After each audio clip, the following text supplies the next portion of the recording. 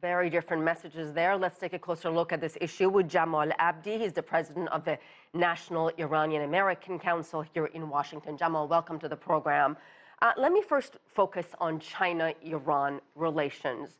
Have the U.S. sanctions and the United States' unilateral withdrawal from the JCPOA impacted the very critical economic relationship between Iran and China? Iran would say China is its #1 oil customer.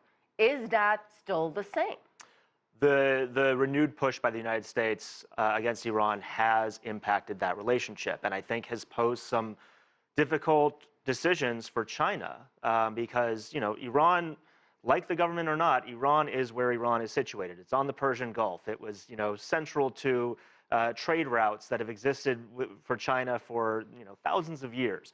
And so now, initially we saw Chinese exports to Iran dramatically drop. We saw oil trade dramatically drop. And we're now seeing that begin to pick back up. And so there's a lot of question marks as to what is China's decision making here. Are they actually, how much does the trade war with the United States play into this?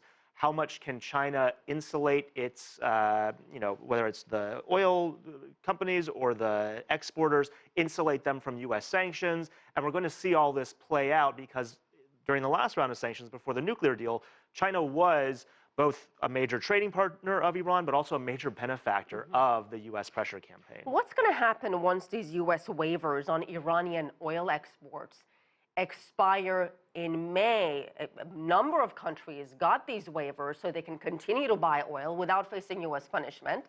What's going to happen come springtime?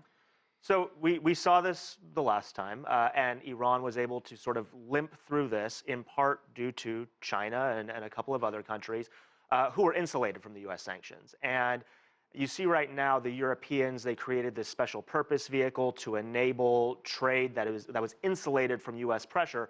China already had those vehicles. China had banks and entities that were completely separate from the U.S. financial system, and so were able to continue trade with Iran.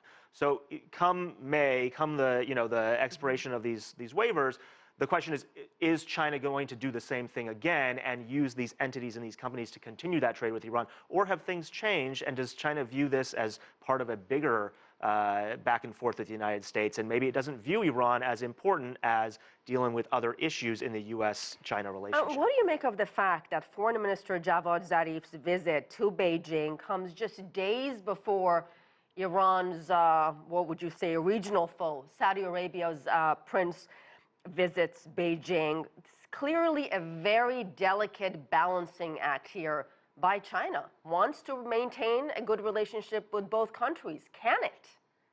I think that remains to be seen. I don't doubt that bin Salman will make a case for separating China from Iran. We've seen the Saudis do that in many different instances with many different players around the world. But I think China is playing the long game here and understands Iran's vital role, both politically as well as economically. And so I think that the Chinese are probably happy to have the Iranians and the Saudis coming to them, asking them for favors. And China, unlike the United States, is actually allowed to talk to all the players and make a decision based on what makes the most sense for its own interests. Jamal Abdi, we have to leave it there. Thank you so much. My pleasure.